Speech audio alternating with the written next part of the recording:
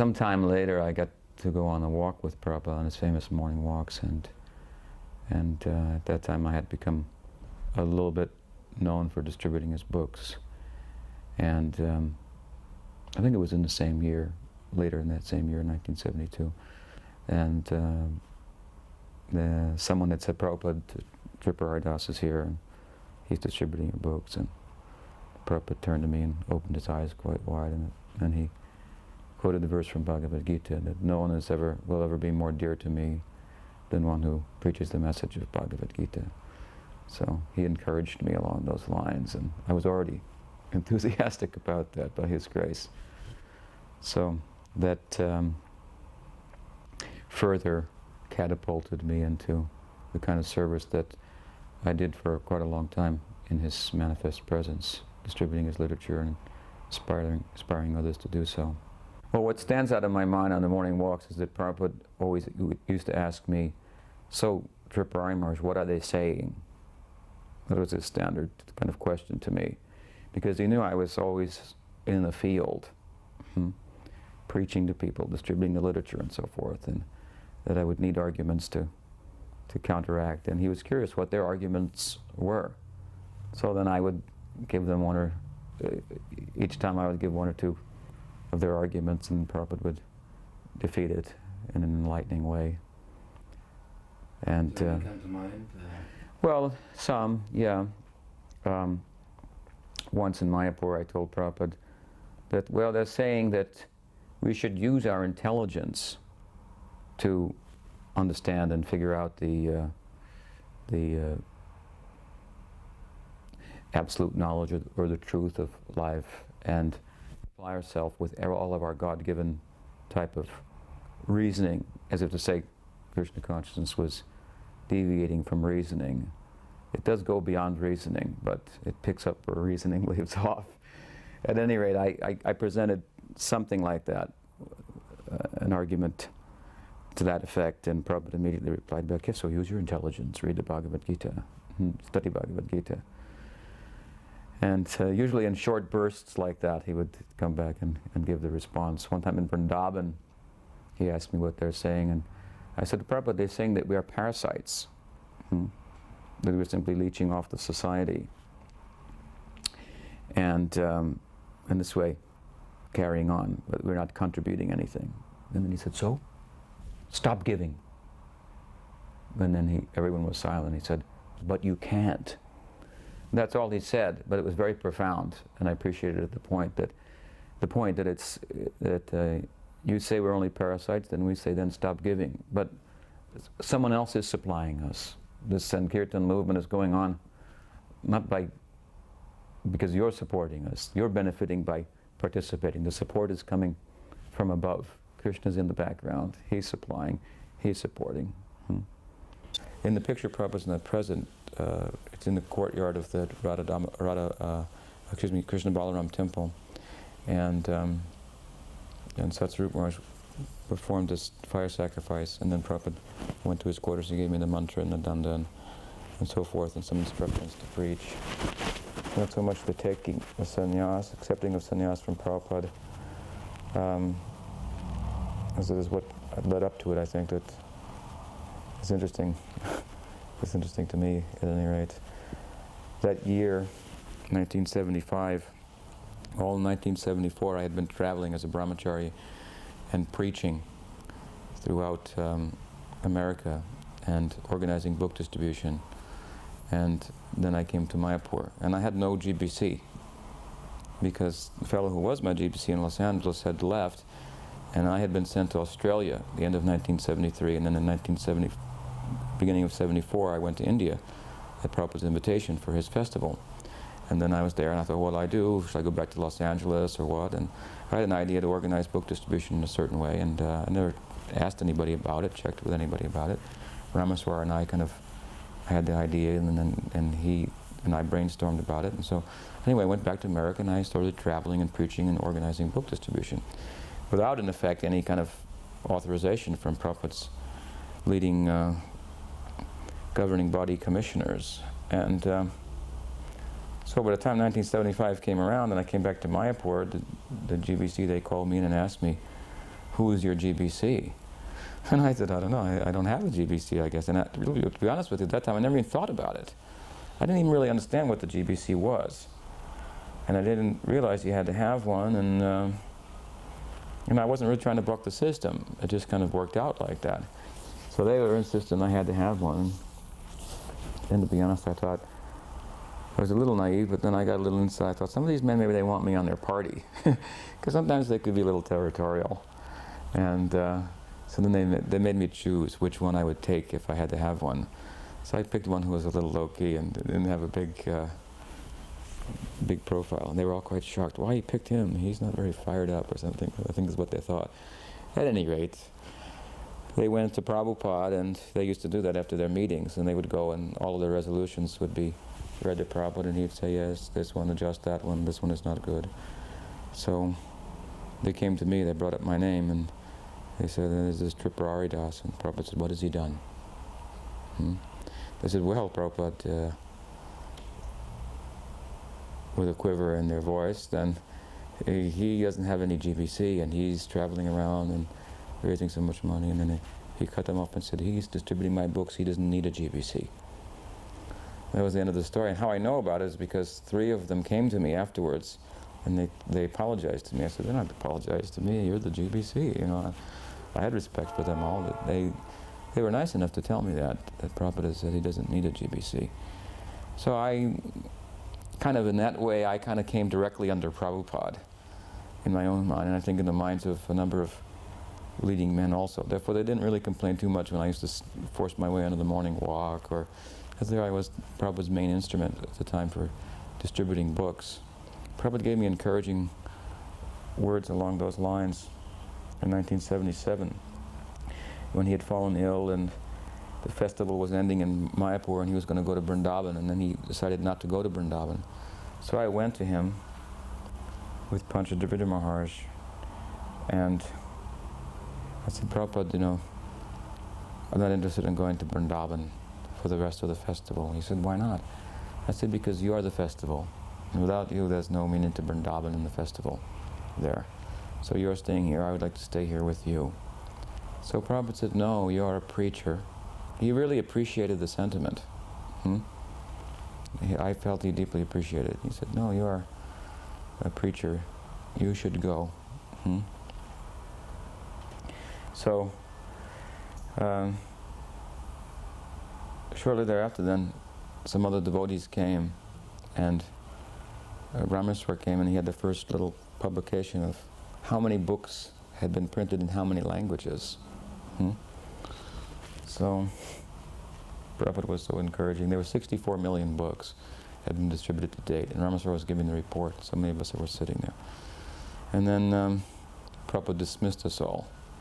Then he called me back, and he pointed to the 64 million. He said, "This is all your credit. 64 million." I thought, Prabhupada, it's all your credit. You are so encouraging to us. So he said a couple of nice things like that about me. You don't need a GBC. He doesn't need a GBC. All this credit is his. And I'm sure, he said about others in different ways also. And for them it was true. For me it was just encouraging words that he was giving. But this was later. But in 1975, when he said he doesn't need a GBC, that year they passed a resolution that no one will take sannyas unless they're recommended by the GBC, and they wait for 1 year. And so that was approved by Prabhupada. And then in Vrindavan, in 1975, Prabhupada, of course, went to Vrindavan, and I was there, and I was very, very ill, very sick. But I was very enthusiastic to carry on. I had amoebic dysentery. I weighed 118 pounds.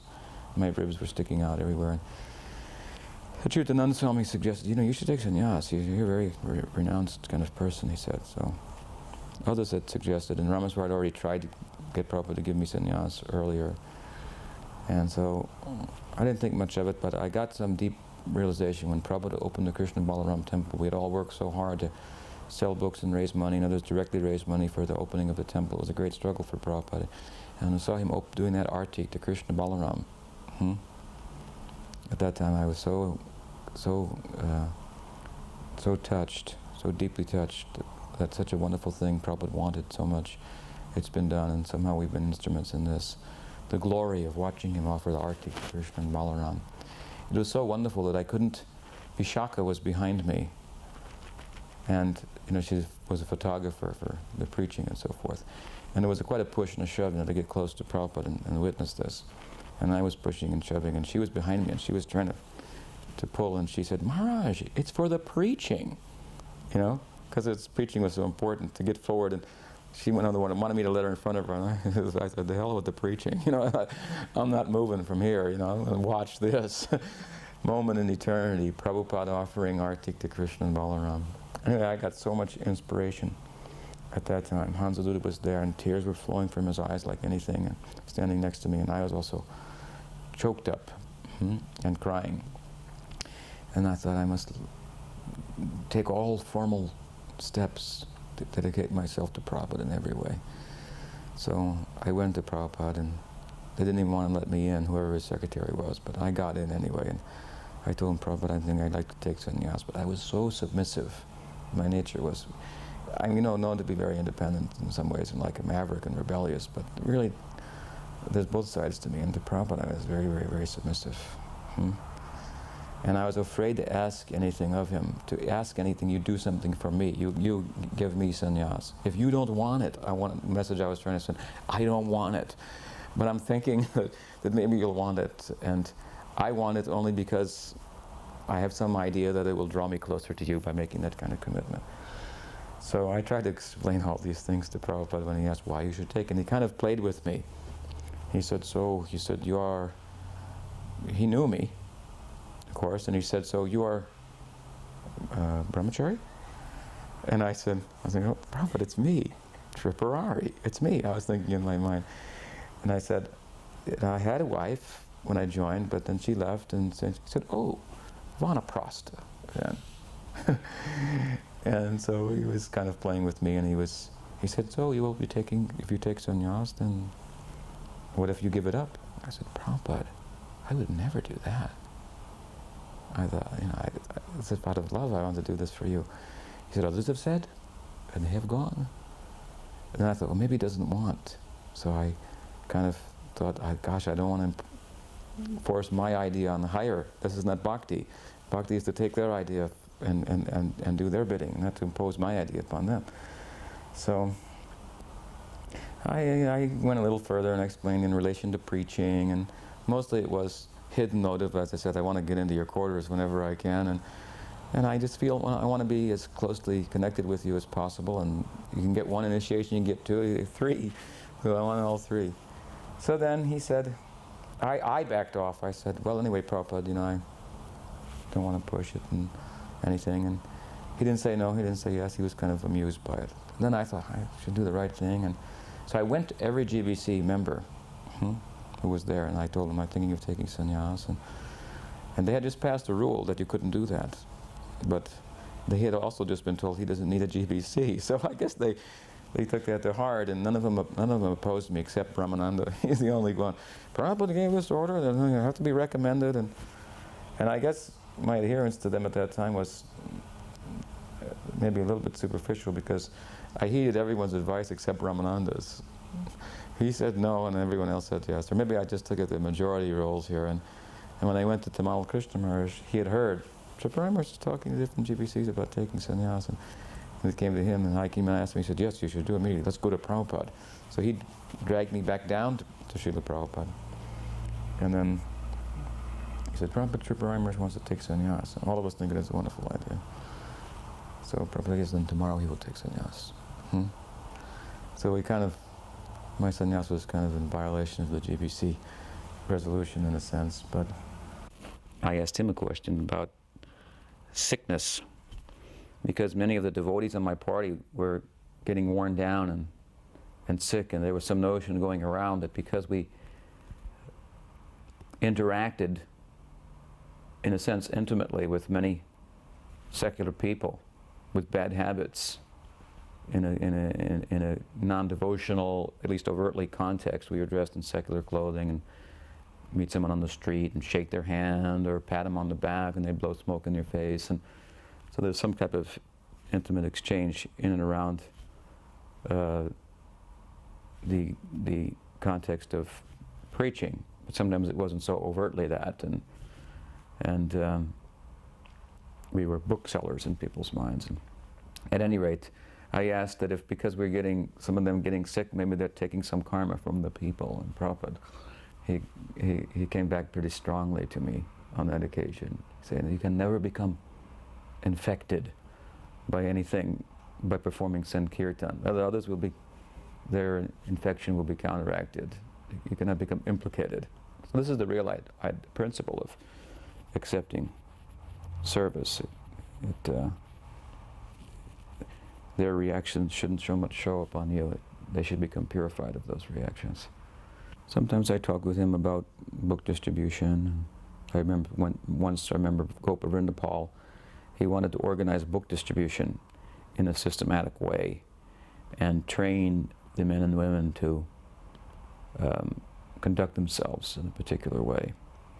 And so he was in Vrindavan and he was pushing me, let's go and see Prabhupada and let's talk to him about it. And I was a little reluctant.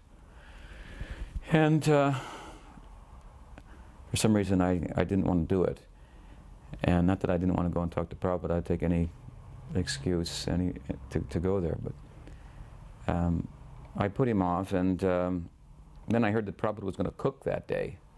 So I decided I'm going to go down there, invited or not, witness Prabhupada cooking. So I shaved up and got all clean and went down. And Prabhupada was taking massage, and he said, so why have you come? You have some question? I said, well, Prabhupada, I heard that you were going to cook.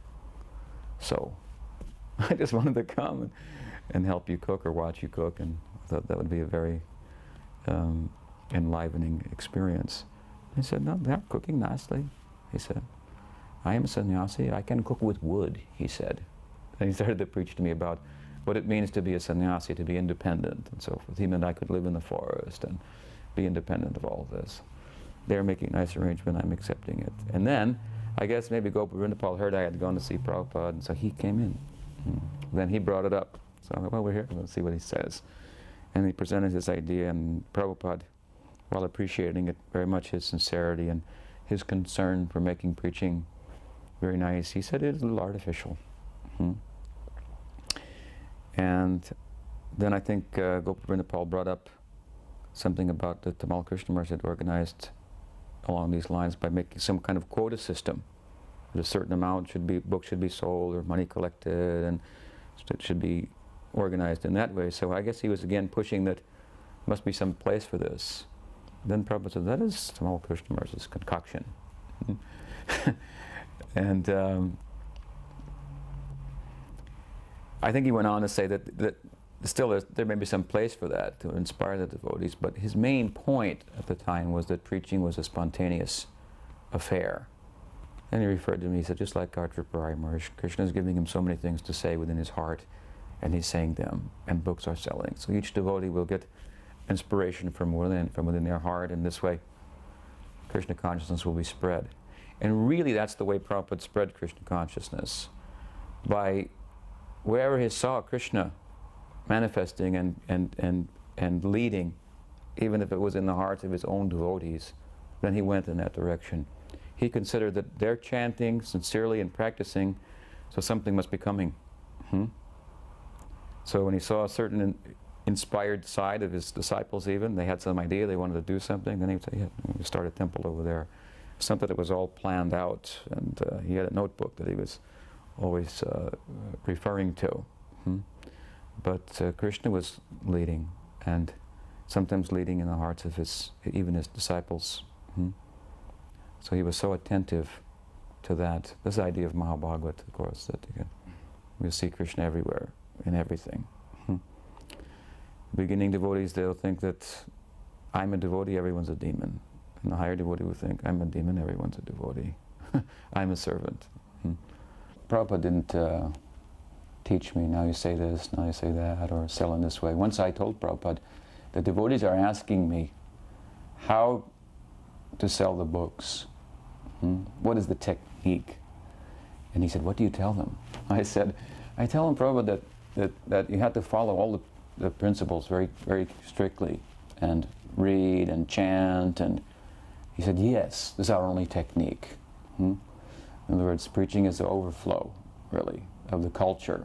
When you culture, then nicely it overflows, and then you have something to say and feel inspired.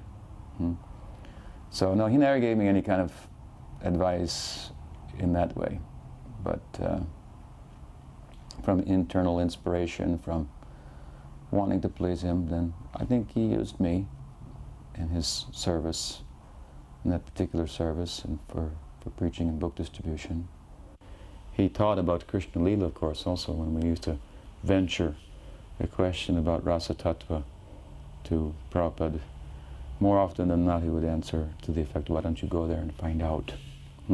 What I can tell you about that, that is something, but what will you know by my speaking about it? By your grasping onto it intellectually, not that it shouldn't be talked about. And of course it is in his books, and he does talk about it within certain parameters and so forth. But knowing, really knowing, will be by going there. And that means through service and sacrifice. And we hope really that devotees will be inspired for that, and newcomers as well, to serve his message. And then know him really, because it's a big subject, Prabhupada. Some knew him as Swamiji, and then when he said now there will be initiations, some didn't want to know him any further than that. They didn't want to take it any further.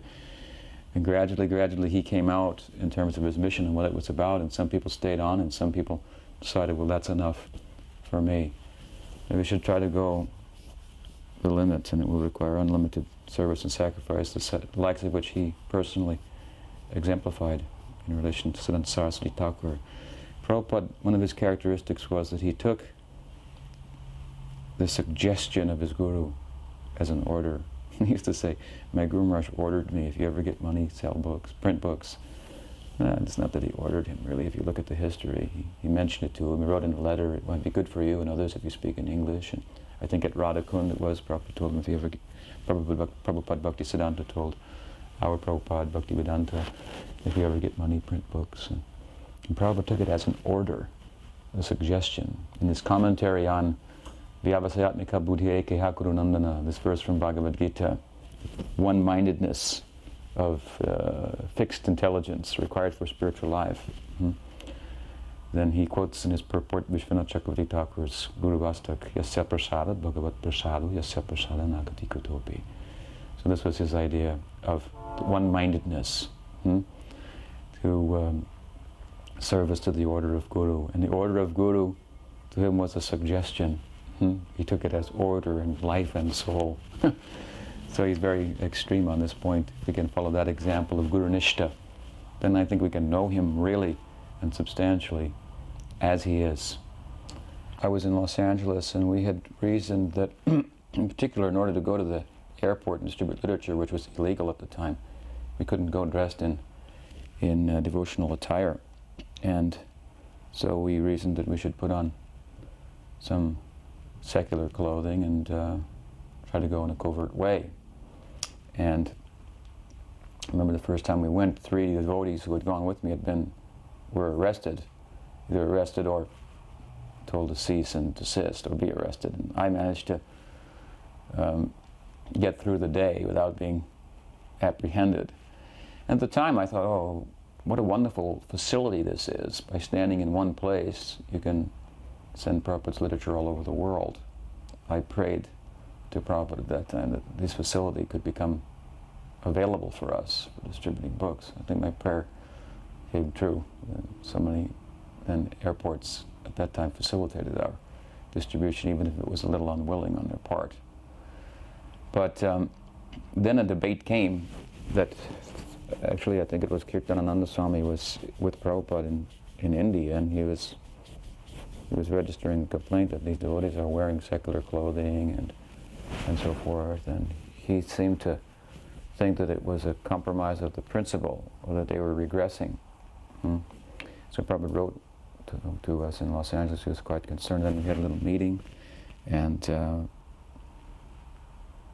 then we responded back, it's not that we're regressing, we have no interest in wearing these clothes whatsoever. And I would never go before Prabhupada with the secular clothing on. That was my principle. had no interest in that clothing. But for the service of Krishna, if it would increase the distribution, then we would accept. When we explained that to Prabhupada, that was our mood, he could perceive through the letter, then he sanctioned that, and ultimately he tried hard to find precedences for this principle, especially for the sannyasis, and he held off on that also for some time. Remember, Satsvarupa Maharaj wanted to wear secular clothing to distribute books to the libraries, and Prabhupada discouraged it, and when I was first recommended for sannyas, without asking, Rameswar had written to Prabhupada. He wanted that I would be able to take sannyas, we had to have more influence in the society. And Prabhupada wrote back that actually he doesn't need to take sannyas, he's already doing more than any sannyasi. That made many sannyasis wonder, what is he doing? And they came to me and asked how he pleasing Prabhupada by selling the books and so forth. And I think that was just Prabhupada's generous statement to encourage me, I think. He wrote it to Rameswar, who had written him, and he said, and anyway, besides that, it is against the etiquette of the sannyasis to wear the secular clothing, as he must do sometimes. But later he changed that principle being that the sannyasi, and really the brahmacharis too, who commit themselves in this, they shouldn't wear secular clothing. It means going back to the secular lifestyle. But he found some precedents as he kind of stretched it to establish that policy. It was based on scripture. I think he cited Narada Muni preaching in a covert way to Prahlad while he was in the womb, and in Chaitanya Charitamrita also something in regards to Tripurari Maharaj changed his clothes in order to get the association of Mahaprabhu. And he changed from secular dress to devotional dress to get Mahaprabhu's association while he was a king. So, as I say, it's kind of stretching it, but the real principle, of course, is for the sannyasi is to do the needful for preaching. And so there was a controversy about that, and ultimately Prabhupada sided with the dynamic idea of making an adjustment for preaching rather than sticking to the form. So he was not a man of form, but a man of substance. Not a man, but a great devotee. But it came led by Kinchana Krishnadas Babaji when I was there, a month or so before he departed, and Prabhupada said, so now, please forgive me for all my offenses. Now the war is over. You please try to help them in Krishna consciousness. Babaji Maharaj was quick to say, no, you have not offended anyone. But all you have done in the name of Guru Maharaj in preaching, you cannot make offense. It was very charming, very endearing, and Prabhupada would speak harshly about his godbrothers, and you have to understand it why, for what reason, circumstance, time. Some of them were inimical, but even the inimical ones. There was one who was inimical at one time in Prabhupada's estimation, and Prabhupada sent me to honor his Vyasa Puja in Vrindavan. After he had departed and the Vyasa Puja was being celebrated, Prabhupada sent me with some of the sannyasis to go and observe that. I thought Prabhupada didn't like this fellow. So that doesn't run very deep, really. What runs deep in the heart of Prabhupada or any Param Vaishnav, Shuddha Vaishnav, like that, is love.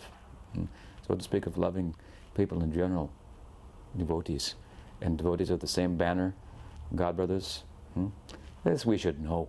We should understand this, because we have readily our own experience now amongst our godbrothers, differences. We may speak strongly about one another, but if we're carrying on nicely with the mission, we also must have some deep appreciation for those who are also carrying on, and a tear for those who are not. We're not against them. So I think that Prabhupada very much demonstrated this, and if we didn't see that, we didn't see Prabhupada. As much as he criticized some of them, he loved them very deeply, and it came out at different times. And if you know the philosophy, then he was not just a politician, just patronizing, saying something nice about this one or that one. When he glorified Keshav Maharaj with a tear in his eyes at that notification of the disappearance of Keshav Maharaj from the world, I think in 1969, Prabhupada was in Seattle, he got a telegram of his disappearance from the world. He gave a talk with tear in his eye about Keshav Maharaj, and he cited the verse of Das Goswami to glorifying how Sanatana Goswami had taken him out, dragged him forcibly to such a life of renunciation. So he had deep feelings for them, deep love. For a person that had such a big campaign, so widespread, and in terms of Gaudiya Vaishnavism, there was no wider, far-spread campaign. I mean, he was practically on every continent where people live. His campaign went, and he was conducting like a great general, but in such an unassuming way, with such humility. If you take his prayer upon arriving in America, signed your most insignificant beggar, I think we see this the spirit that of humility that he had that caused the such a dispensation to come through him. It always, I think, amazed me, or it stuck out in my mind, how one would be so humble and have such a... Usually the humble person gets nowhere. In other words, if you're humble, then you go nowhere. You have to get out there and assert yourself and so forth. And Prabhupada was humble in that he was not at all self-asserting, but asserting always on behalf of his Guru Maharaj and Chaitanya Mahaprabhu. A dynamic kind of humility, the kind that would allow him to sit on the seat and also chastise and give orders, but truly humble to the order of his spiritual master, humble to the call of Chaitanya Mahaprabhu.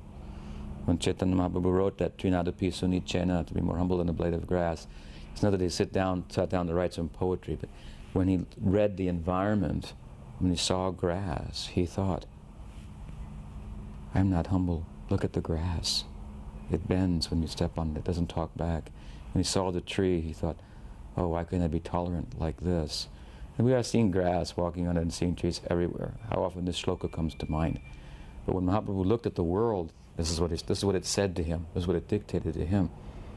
And that is his message about chanting. And Prabhupada, humility. If we go on, and we go to the the next one, tolerance. How he could tolerate me, and that is certainly took a lot. And all of us, crude stock we came from. Humility, tolerance. I think this verse of Chaitanya Mahaprabhu Shikshastakam, Trinadapi Sunichena Turodapi Sishna, and Amani Namanadena, he showed respect to everyone, even while saying, I'll step on their head with shoes. He showed respect for them. He brought Krishna's attention to them by doing so. Sant Saraswati Thakur once remarked about Vrindavan Das Thakur, who says this in his book. Chaitanya Charitamrita Krishna Das Kaviraj is so humble. If you chant my name, you'll be committing offense. And Vrindavan Das Thakur says, if you don't take this up, then I step on your head with shoes. So Prabhupada used to say like that. Saraswati Thakur was once asked about it, how can he be humble? He's saying this. He said, no, if he does this, it's out of real respect for that person, out of their potential, and how they're not taking advantage of that. And when a devotee speaks like this about someone, then Krishna goes to them and says, oh, my devotee has said this. He pays attention to him. You please forgive him. So it draws Krishna's attention to that person. So even when he's speaking strongly and harshly, and that people felt it also. Prabhupada could call them dog or nonsense. You're not a theologian. You cannot say who is God. What is this? You're not a teacher. You're a cheater. And more often than not, they were charmed by that at the same time. I think he is the epitome of this. Jai Anilo Premadana Karuna Prachu